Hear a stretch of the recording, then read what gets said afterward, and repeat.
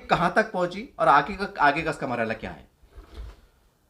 Bombay high court में जो याचिकाएं चल रही हैं औरंगाबाद और उस्मानाबाद के नामांतर के विरोध में, उसमें हमने अपनी तरफ से पूरी कोशिश की है कि सारे जो कानूनी, ऐतिहासिक और जो लीगल पॉइंट्स और जो टेक्निकल पॉइंट्स हैं वो सबको कवर किया जाए। सरकार ने जो भी गलतियां की हैं इसके अंदर, जो भी इलीगल काम किए हैं वो सबको भी उजागर किया जाए कोर्ट के अंदर। तो मुझे लगता है कि हमारे जो वकीला हैं, जो वकीलों की टीम है, उन्होंने बहुत अच्छी तरीके से याचिका तैयार की है। उसमें कोई भी ऐसा पॉइंट हमने छोड़ा नहीं है मेरे ख्याल से, और उसमें अगर ऐसा लगता है तो उसमें अमेंडमेंट का भी ऑप्शन मौजूद है। सारी रिजॉइंडर्स या अमेंड करके उसमें चीज़ें ऐड भी की जा सकती हैं। लेकिन अभी तक जो भी सारी बातें पेश हुई हैं तो उससे हम लोग इसलिए मुतमईन हैं क्योंकि ये बनाते वक्त औरंगाबाद के जो पहले भी जो काम कर रहे थे इस नाम के लिए, जैसे तामीर मिल्लत कमेटी थी, हमारे खालिद अहमद साहब थे, एम ए लतीफ़ साहब थे और उनके साथ जो उनकी टीम थी, उसके बाद हमारे शहर के रमज़ान सर हैं और बाकी जो वकील हैं जैसे खान सलीम खान साहब हैं, बायस साहब हैं, एडवोकेट आनंद बायस, और बाकी पश्चिम महाराष्ट्र के बहुत सारे हमारे हिंदू भाई जो हिस्टोरियंस, हिस्ट्री पे काम करने वाले लोग हैं, सबसे कंसल्ट करके, सबसे सारी बातों का डिस्कशन करके ये याचिका दाखिल की गई है। और मुझे पूरा यकीन है कि हमको इंसाफ मिलेगा। सरकार चाहे कितना भी हमें मुद्दे से भटकाने की कोशिश कर ले, मुझे लगता है कि हम औरंगाबाद वाले ये पहले लोग होंगे हिंदुस्तान में इतने दिन से, जब से बीजेपी की सरकार आई है, कि हम अपने शहर को, अपनी पहचान को बचा लें। सर, आज जब हम शहर में घूम रहे थे तो काफ़ी लोग, क्योंकि हम पत्रकार हैं और लोग समझते हैं कि पत्रकार को सारी जानकारी होती है, होना भी चाहिए, होती भी है, लेकिन कुछ बातें ऐसी भी होती है जो हमें पता नहीं होती है। कुछ लोगों ने बराह रास्त मुझसे सवाल किया, पत्रकार साहब अब तक ये सुन रहे थे, बोले, यानी उनकी सोच की मैं बता रहा हूँ कि औरंगाबाद जिले के लोगों को ही जो है तो याचिका मतलब दाखिल करना है, फॉर्म विरोध जब्त कराना है। अब सुनने में आया कि डिवीजन, और डिवीजन से मुराद क्या है, डिवीजन में कितने जिले आते हैं, उसका उसका स्वरूप क्या है, शक्ल क्या है? जैसे आप जानते हैं कि महाराष्ट्र में 6 डिवीजन्स हैं, तो उसमें जो मराठवाड़ा जो इलाका कहा जाता है, उसमें इस इलाके को औरंगाबाद डिवीज़न के नाम से जाना जाता है, जिसमें औरंगाबाद, नांदेड़, बीड़, उस्मानाबाद, हिंगोली, लातूर, जालना, ये सारे 8 ज़िले इसमें आते हैं, जिनके आगे औरंगाबाद डिवीज़न लिख के आता है, औरंगाबाद विभाग। तो हमारे पास यहाँ जो डिविजनल कमिश्नरेट है, जिसमें विभागीय आयुक्त बैठते हैं, तो यह औरंगाबाद विभाग के आयुक्त का यहाँ मुख्यालय है। अभी सरकार ने एक नोटिफिकेशन जो पहले निकाला था, एनओसी दी थी केंद्र सरकार ने, उसमें औरंगाबाद शहर का नाम तब्दील करने की बात आई थी। लेकिन सरकार ने आनन फानन में इलीगली शहर का एनओसी होने के बावजूद पूरे ज़िले का नाम बदलने का एक नोटिफिकेशन निकाल दिया। वो बहुत गलत है, हमने कोर्ट में ये बात भी बताई है। पहली चीज़ तो शहर का भी नहीं तब्दील किया जा सकता। महानगर पालिका का जो ठराव 2020 का भेजा हुआ है, उसको भी हमने चैलेंज किया कि ये भी गलत है पूरी तरीके से। जिन कानूनों का ये हवाला दे रहे हैं, एमएलआरसी जो है, महाराष्ट्र लैंड रेवेन्यू कोड 1966 का, जो सेक्शन 3 और सेक्शन 4 का जो ये हवाला दे रहे हैं, तो वो इस चीज़ के ऊपर लागू ही नहीं होता। हमारा ये भी कंटेंशन है, हमारा ये भी दावा है। दूसरी चीज़, जो केंद्र सरकार की 1953 की जो गाइडलाइंस है गृह मंत्रालय की, उसका भी पूरा सीधा सीधा उल्लंघन महानगर पालिका के उस ठराव में किया हुआ है। तो मुझे लगता है कि ये सारी पॉइंट्स पे सरकार या ये जो ताकतें हैं, मनुवादी ताकतें, ये टिक भी नहीं पाएंगी। उसके बाद में जो है, इन्होंने आनन फानन में अभी एक और वो किया है, फैसला किया है, नोटिफिकेशन निकाला है, जिसमें इन्होंने ये कहा है कि हम इस विभाग का भी नाम बदल देंगे। औरंगाबाद विभाग के बजाय इसको छत्रपति संभाजी नगर विभाग के नाम से ये जाना जाए, इसके लिए ऑब्जेक्शंस मंगाए जा रहे हैं। हमारे शहर के लोग भी जो ऑब्जेक्शंस इस वक्त दाखिल कर रहे हैं, ये आप देख रहे हैं, जी। वो विभाग का नाम तब्दील ना हो उसके लिए है। अगर आप पता करेंगे ग्रामीण इलाकों में, तो तलाटी हो गए या तहसील ऑफिस के लेवल पे जो है, तो वहाँ पे लोग घूम रहे हैं पूछते हुए कि आपको विभाग का नाम क्या चाहिए, ये चाहिए। तो कल हम लोग इसी केस के सिलसिले में, मैं और हमारे जो एडवोकेट्स हैं, हम लोग बैठ के कुछ डिस्कशन कर रहे थे। तो हमने थोड़ा सा जायज़ा लिया कि भाई दूसरे डिस्ट्रिक्ट्स में क्या चल रही है एक्टिविटीज़। तो पता चला कि वहाँ के लोगों के पास तो इसकी कोई इल्म ही नहीं है कि ये हमको भी कोई ऑब्जेक्शन दाखिल करना है। जी। इसीलिए एक लोगों के तक ये मालूमात पहुँचे कि आपको भी इसमें शामिल होना है। आपके विभाग जो औरंगाबाद विभाग में आते हैं, 8 जी। डिस्ट्रिक्ट्स मराठवाड़ा के, उनको भी इसमें ऑब्जेक्शंस दाखिल करने, इसलिए वो मालूमात के लिए एक वीडियो दिया गया। और मुझे सवेरे से काफ़ी लोगों के फ़ोन भी आ रहे हैं, लोग इसके बारे में पूछताछ कर रहे हैं, और मुझे लगता है कि जो लोग हैं मराठवाड़ा के, वो चाहते हैं कि ये विभाग औरंगाबाद विभाग के नाम से ही जाना जाए। सर, एक नागरिक ने मुझसे सवाल किया जब मैं आपके पास आ रहा था। उन्होंने कहा था, पत्रकार साहब, जब औरंगाबाद का नाम बदली हो रहा है तो खाली औरंगाबाद जिले की राय ली जाए, डिवीजन के क्यों? एक सवाल निकुबल के आया है, तो इसको कानूनी नुक्ते से कैसे देखते हैं आप, डिवीजन प्लस औरंगाबाद जिला?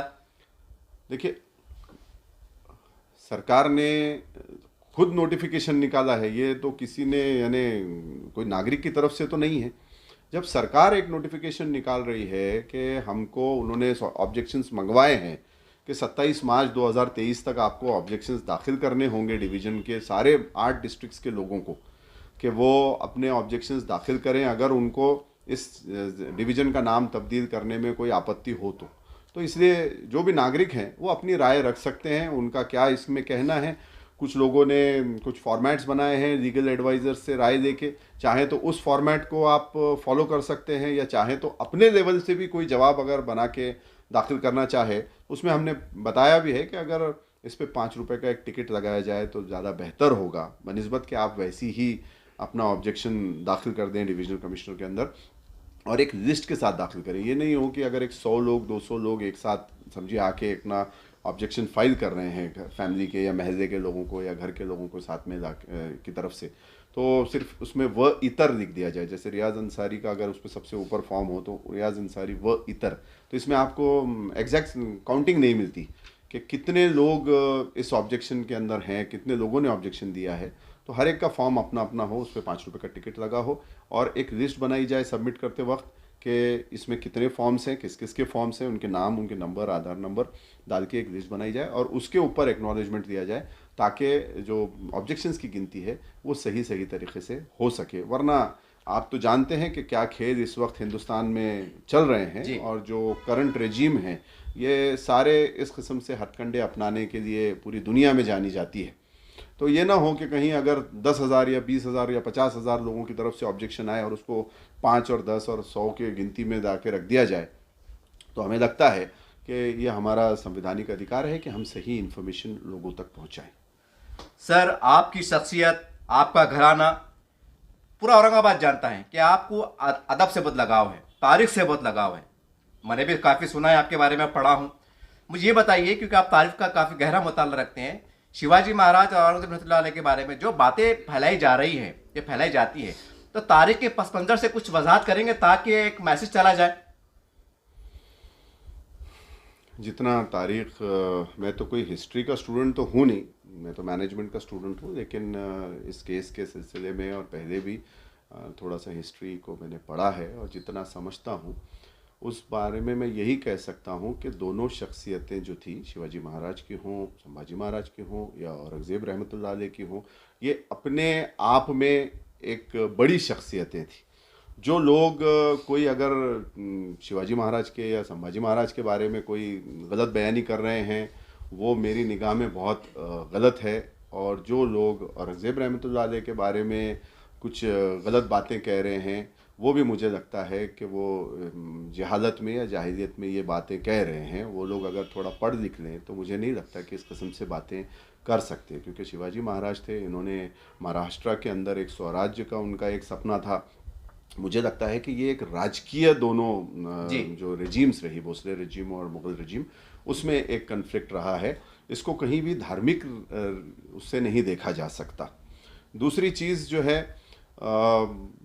शिवाजी महाराज के पिताजी हों, वो हमेशा अहमदनगर के निज़ाम और मतलब मुस्लिम जो रूलर्स हुए उनके साथ रहे। उसके बाद शिवाजी महाराज हों या संभाजी महाराज हों, शिवाजी महाराज के बारे में ज़्यादा हमको पढ़ने के लिए मिलता है, उनका रूल काफ़ी लंबा रहा जी। तो उसमें कई मुस्लिम्स उनके साथ रहे, उनके मिलिट्री में और हर तरीक़े से उनकी गवर्नमेंट के अंदर भी। उसी तरीक़े से अगर हम औरंगज़ेब रहमतुल्लाह अलैह को देखें तो उनकी जो गवर्नमेंट रही उसमें मतलब जितने अभी तक मुग़ल शासक हुए उसमें सबसे ज़्यादा नॉन मुस्लिम्स को बड़ी बड़ी मिनिस्ट्रीज़ जो हैं वो औरंगज़ेब रहमतुल्लाह अलैह की ही गवर्नमेंट में मिली, इवन जिसमें अकबर को सबसे सेकुलर बताया जाता है हमारे मुल्क में, अकबर बादशाह को। जी तो उनकी मिनिस्ट्री में जब मैं पढ़ रहा था, मेरे ख्याल से ये यदुनाथ सरकार की या मजूमदार साहब की किसी की किताब थी, जी तो उसमें मुझे देखने में आया था कि अकबर बादशाह की रजीम के अंदर जो है तो कुछ 23 या 27 मनसबदार कहा जाता था उस वक्त मंत्रियों को, जी मिनिस्टर्स को, जो जी गवर्नमेंट हुआ करती थी उनकी। उसमें वो गैर मुस्लिम थे, शायद राजपूत या ब्राह्मण या और समाज के लोग थे।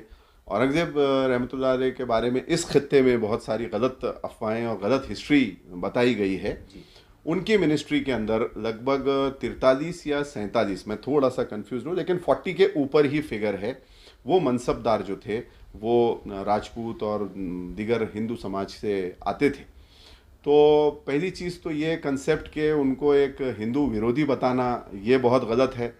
जो हमारे सियासतदान उल्टे सीधे बयान दे रहे हैं, मैं उनसे अदबन गुजारिश करूँगा कि आप लोग पहले जाके थोड़ा सा पढ़ लें, और अगर थोड़ा पढ़ लिख लें तो ज़्यादा अच्छा होगा, आपसे शायद कुछ अच्छे काम होंगे जनता के लिए।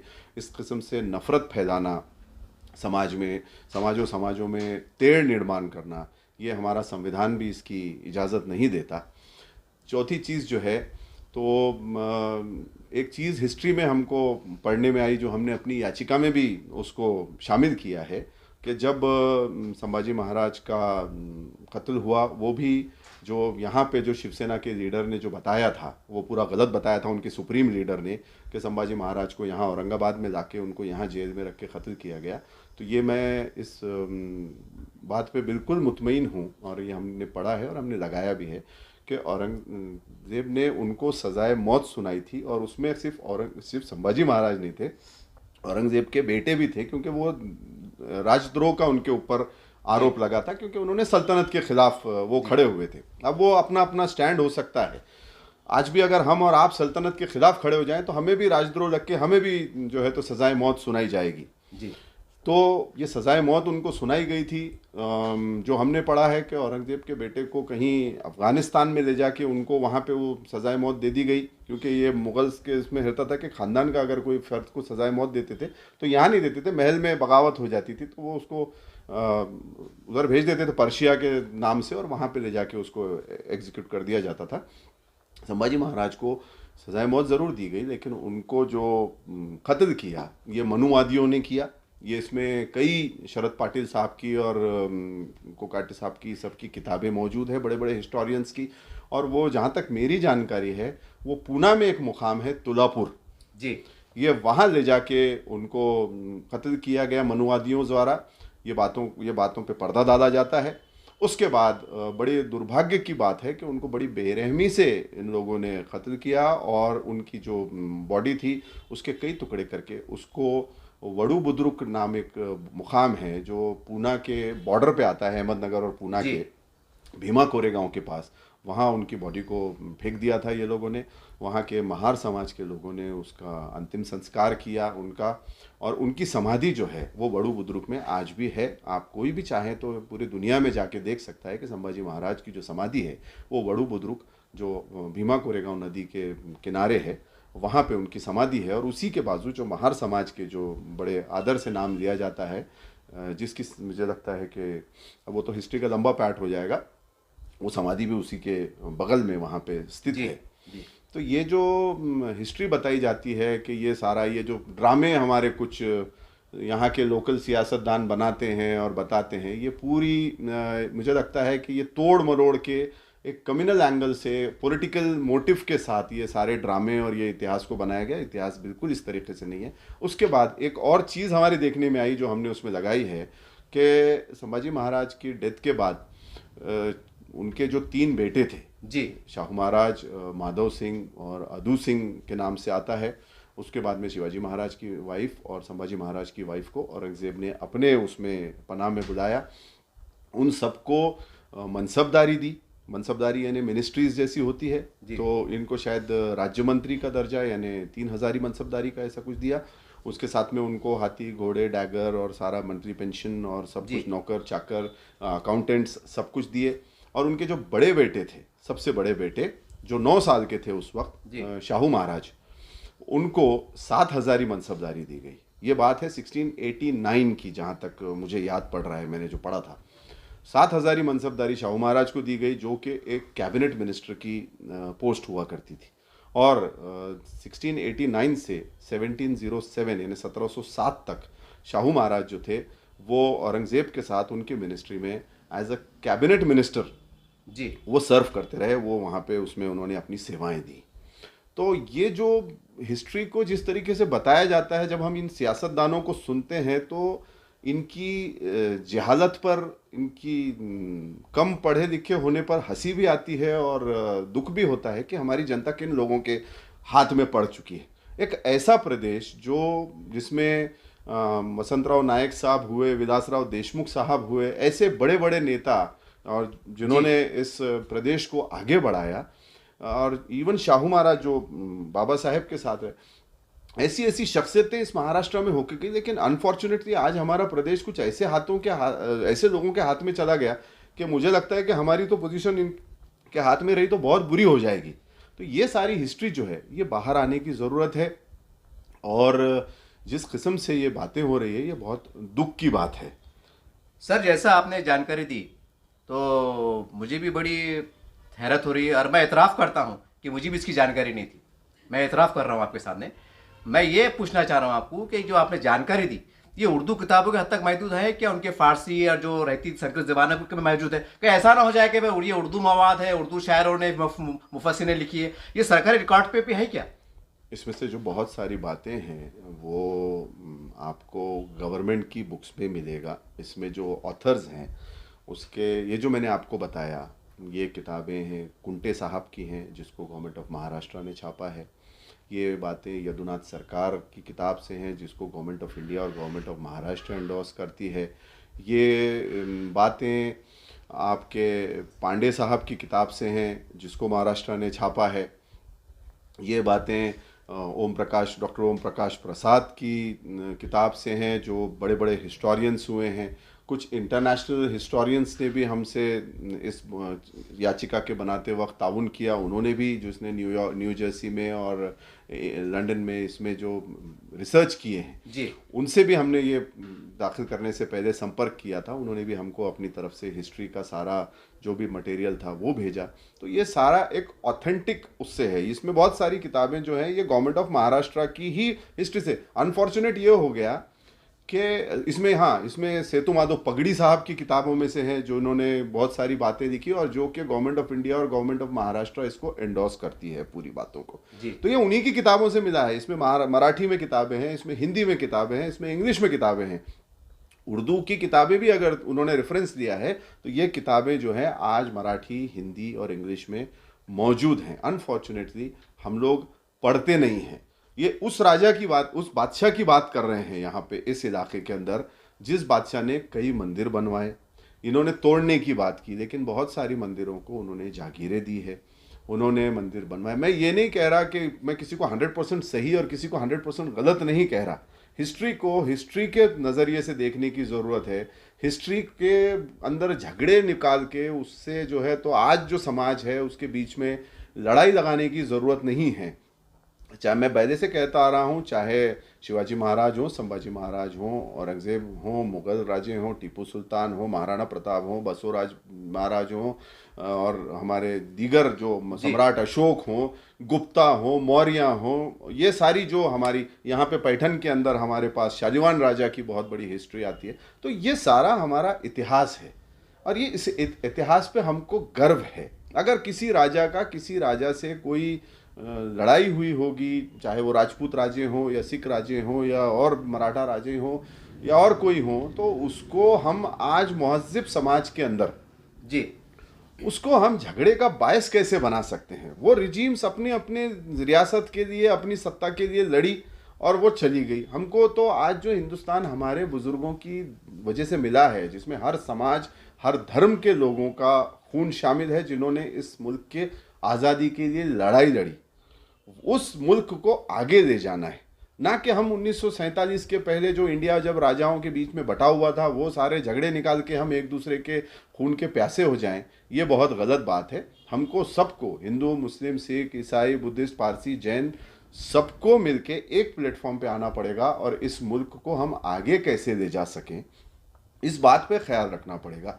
क्या मंदिर था, क्या मस्जिद थी, कहाँ क्या था, किसने क्या तोड़ा और किसने क्या बनाया, इसके बारे में अगर हम झगड़ा करने लग जाएं तो सारी दुनिया मुझे लगता है कि हम पे हंसेगी। जी आज जो हमारे औरंगाबाद वाले जो इस लड़ाई पे लड़ रहे हैं तो हमको एक प्लेटफॉर्म के आके लड़ना चाहिए। ये लड़ाई एक इलाके की, एक पहचान की लड़ाई है, ये किसी हिंदू मुस्लिम किसी मज़हब की लड़ाई नहीं है।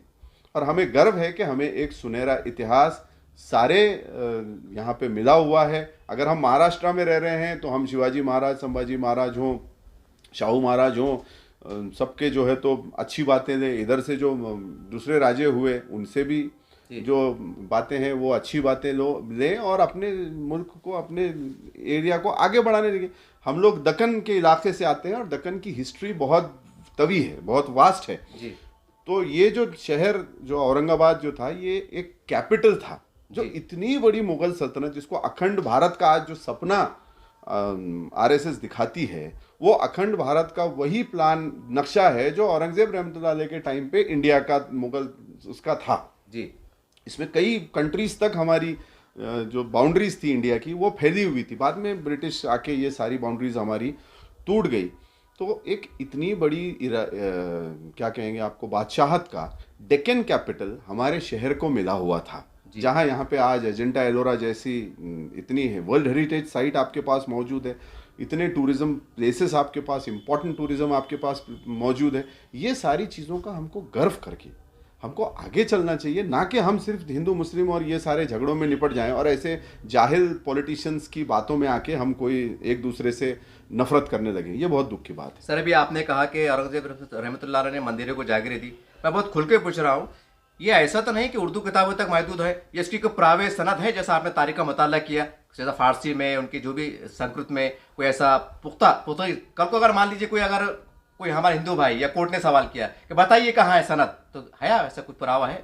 बहुत सारी पुरावे मौजूद हैं। हमने जो कोर्ट में अपनी याचिका में भी लगाया है उसके अंदर भी हमने सारे किताबों का रेफरेंस हवाला दिया है कि ये हम कह रहे हैं तो हमने कौन सी किताब से, किस हिस्टोरियन से उससे लिया है, रेफरेंस से लिया है। सारे रेफरेंसेस मौजूद हैं, हिंदी में, मराठी में, महाराष्ट्र सरकार की किताबों के अंदर भी आपको सारी हिस्ट्री मिल जाएगी। ऐसी भी कुछ चीज़ें थी जो थोड़ी कंट्रोवर्शियल लग रही थी, तो उस वक्त की हिस्ट्री के हिसाब से वो थी, हमने उसको बिल्कुल भी अपने याचिका में नहीं लिया, क्योंकि किसी का भी दिल दुखाना हमारा कोई मकसद नहीं था। हमारा ये मकसद है कि हिस्ट्री को हिस्ट्री की तरीके से लिया जाए और इसको जाति और धर्म के बीच में तेढ़ निर्माण करने के एक हथियार के तौर पे न लिया जाए।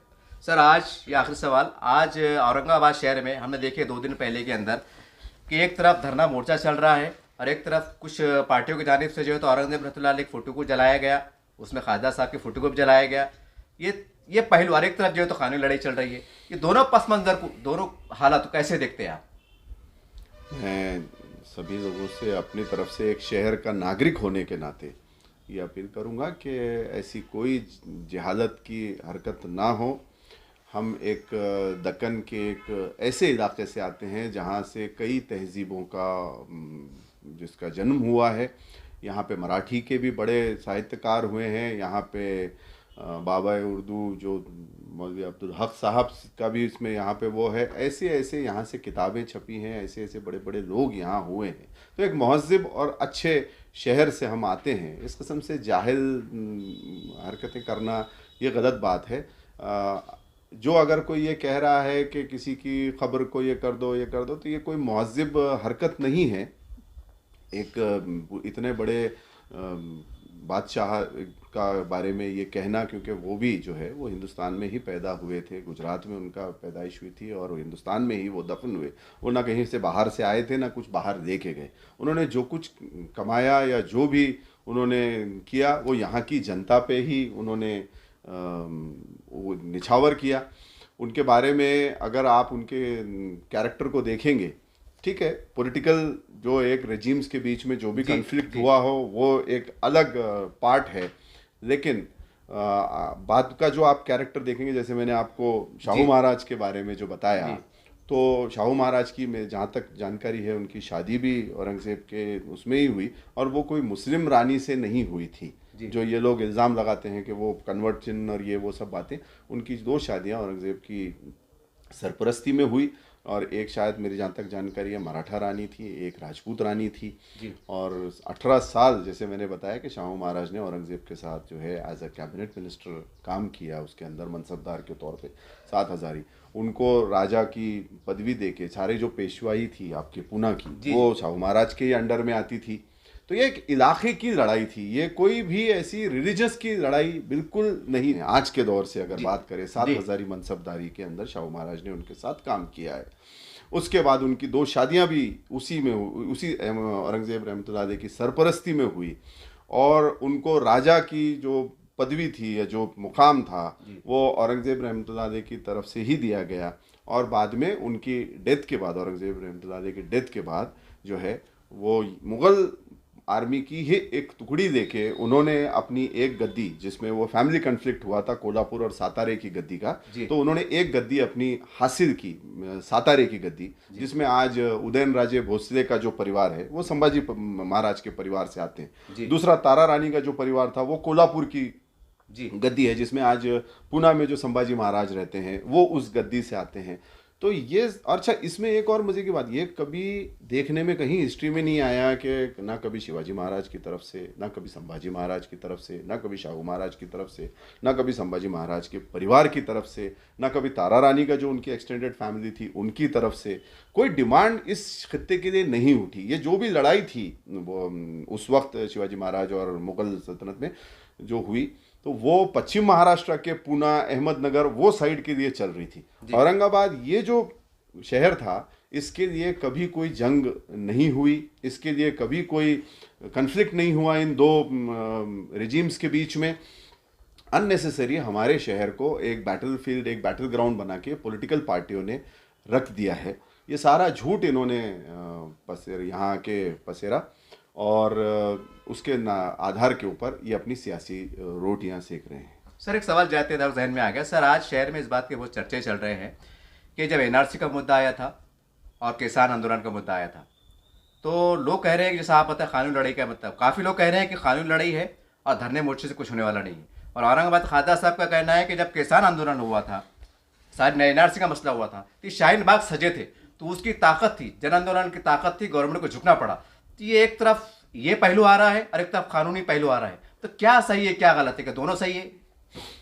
डेमोक्रेसी के अंदर जनता की बात होती है और जनता का सब फैसला सबसे बड़ा माना जाता है। लेकिन डेमोक्रेसी रन होती है क़ानून से। तो हमको डॉक्टर बाबा साहेब अम्बेडकर के बनाए हुए संविधान पर पूरा यकीन रखते हुए, हमारी न्यायपालिका के पर पूरा भरोसा रखते हुए हमें न्यायिक लड़ाई लड़नी चाहिए जहाँ से ये फैसला आएगा। जनता को लोकतंत्र के अंदर अपना विरोध दर्शाने का, किसी भी हेल्दी लोकतंत्र के अंदर पूरा अधिकार है। वो भी मुझे लगता है कि अगर हम अपना अधिकार का इस्तेमाल कर रहे हैं तो कोई गलत नहीं है, हमें अपना विरोध भी दर्ज कराना चाहिए। लेकिन साथ साथ इस बात का भी पूरा ख्याल रखना चाहिए कि हम कहीं ऐसा कोई कदम ना उठा दें जिससे कि कहीं माहौल ख़राब हो या कहीं समाज में तेढ़ निर्माण हो। मुझे पूरा यकीन है औरंगाबाद के लोग बहुत, हमारे जो भाई लोग हैं वो बहुत समझदार हैं और इंशाल्लाह ऐसी कोई बात नहीं होगी। हमेशा कोशिश ये करनी चाहिए कि हिंदू, मुस्लिम, सिख, दलित, बुद्धिस्ट, ईसाई सबको मिल के ये प्रोटेस्ट जो है वो करना चाहिए और सरकार तक, अदालतों तक, जो भी मीडिया के ज़रिए बात पहुंचानी है उसको पहुंचाएं। लेकिन जो एक आपसी सौहार्द है जी, उसको बिल्कुल बिगड़ने नहीं देना चाहिए, क्योंकि ये लड़ाई आज है, कल ख़त्म हो जाएगी। कल वापस हमको एक दूसरे के दुख सुख में एक दूसरे के साथ रहना है और अपने इलाके को, अपनी पहचान को, एक औरंगाबाद का, एक दक्कन की जो हमारी पहचान है उसको बरकरार रखते हुए जो है तो हमको आगे जाना चाहिए। मुझे लगता है कि औरंगाबाद के जो हमारे दीगर जो भाई हैं सारे, जो कुछ अनपढ़ जाहिल पॉलिटिशियंस की बातों में आ जाते हैं जी, अगर वो ये समझ लेंगे कि वो कितनी बड़ी विरासत की यानी उसके वारस हैं, वो कहाँ रह रहे हैं। ये इलाका जो था ये पूरी, मैं जैसे आपको बताया कि इतनी बड़ी मुग़ल सल्तनत के दक्कन का कैपिटल था जी, जहाँ बहुत सारे हिस्टोरिकल इंसिडेंट्स हुए हैं। तो इतनी बड़ी एक इलाकाई पहचान को, 400 साल पुरानी इलाकाई पहचान को खो देना, मुझे लगता है कि ये हमारे लिए बहुत बड़ा लॉस होगा और हमको ये बिल्कुल भी बर्दाश्त नहीं करनी चाहिए। जो हमारे ये महाराष्ट्र के राजे हुए हैं उनको हम पूरा सम्मान करते हैं और आगे भी उनके सम्मान के लिए अगर हमारे जो बाकी के कुछ भाई हैं वो चाहते हैं कि हम कुछ इसके अंदर आगे करें तो हम बिल्कुल शाना बशाना कंधा से कंधा लगा के उनके साथ खड़े हैं। लेकिन हमारा ये मानना है कि एक हिस्ट्री के कैरेक्टर को दूसरी के हिस्ट्री के कैरेक्टर के सामने लड़ाना नहीं चाहिए। हिस्ट्री को हिस्ट्री में रखना चाहिए। जो संस्कृति या जो कौमें या जो इलाके अपनी हिस्ट्री को सजो के रखते हैं वो मुस्तकबिल में भी आगे जाते हैं। मैं औरंगज़ेब रहमतुल्लाह अलैह का कोई वकील तो नहीं है, लेकिन एक शहर के नागरिक के तौर पे मुझे भी उत्सुकता थी। मैंने भी कुछ किताबें उनके बारे में पढ़ी, तो कुछ हिस्टोरियंस के पढ़ने के बाद मुझे ये समझ आया कि मुग़ल जो है वो अपने बच्चों में वारिस डिक्लेयर नहीं करते थे। ये वली अहद होगा मेरा या यही तख्त पे बैठेगा।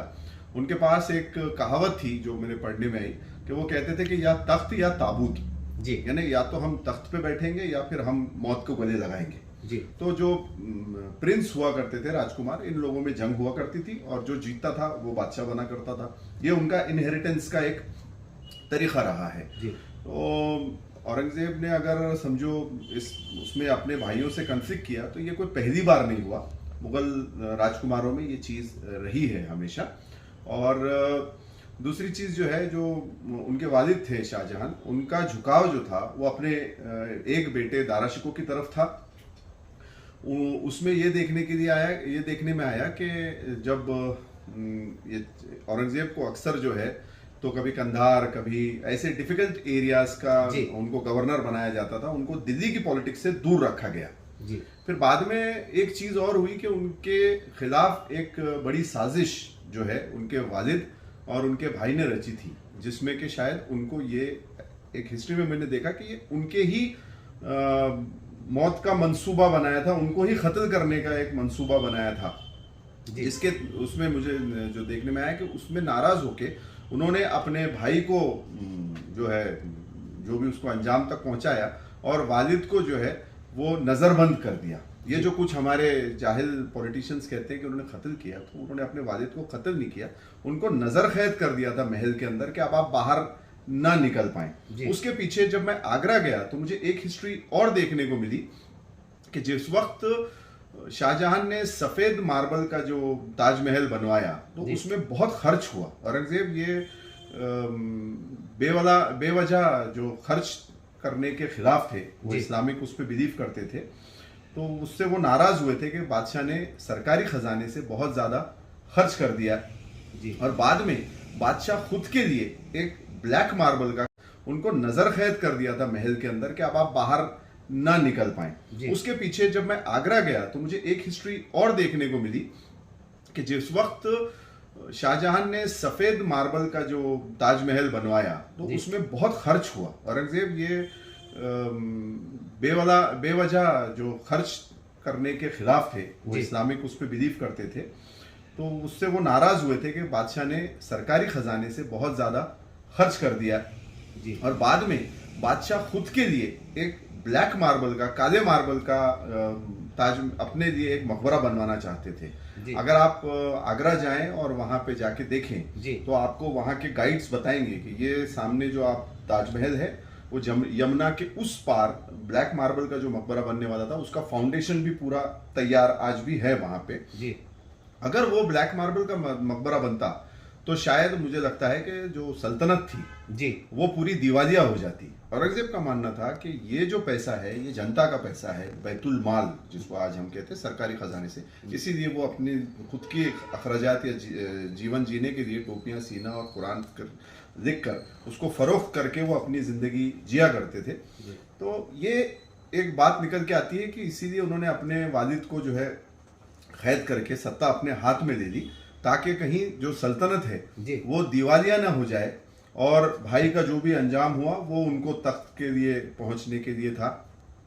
ऐसी सारी बातें हिस्ट्री में निकल के आती। मुझे लगता है कि औरंगजेब एक बहुत अलग शख्सियत थे। उनको स्टडी करने के लिए ये व्हाट्सएप और फेसबुक यूनिवर्सिटी की जो आज हमारे पास जो प्रोडक्ट्स हैं नेता लोग जी, तो इन लोगों के समझ के बाहर की ये बात है। अगर महज़िब तरीके से ये लोग पढ़ाई करेंगे तो ये औरंगज़ेब को समझ पाएंगे, ऐसा मुझे लगता है। जब मैं इस याचिका को तैयार कर रहा था तो खालिद भाई से और इनसे जब बात हुई तो एक और पहलू मेरे देखने में आया कि जो ताजमहल बना था उसके वो खिलाफ थे कि जनता का इतना पैसा मकबरे में खर्च नहीं होना चाहिए, ये जनता का पैसा है, जनता के लिए खर्च होना चाहिए। दूसरी चीज़, जो ये बीबी का मकबरा बना है, जो उनकी बेगम के लिए बना था, तो एक बात मुझे इस बात में खालिद भाई से और इनसे डिस्कशन में निकल के आई कि ये जो मकबरा बना, ये उनके बेगम की एक प्रॉपर्टी बेच के, जो उनका मेहर का पैसा था, ये उससे बना है, ये कोई जनता के पैसे